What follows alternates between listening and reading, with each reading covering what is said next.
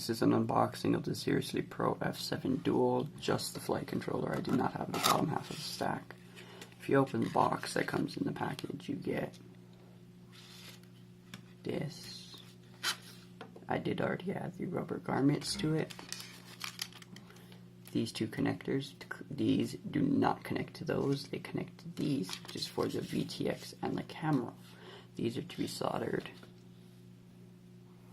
right here, if you so choose to use them.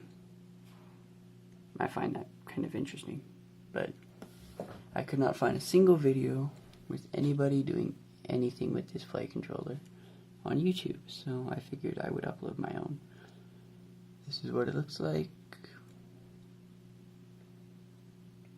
A lot of these pads are very tiny labels, and because the way the solder mask is, they're unlegible. So you have a bind key, a boot key. Can't even read what this is for because they're so tiny. I will have to refer to the manual. This one looks like, this is a UART, and this is SWD. Your obvious solder pads for the ESCs and your solder pad for the 4-in-1. Boot key, bind key. I think I said that already. And I cannot tell what this is because it is so tiny.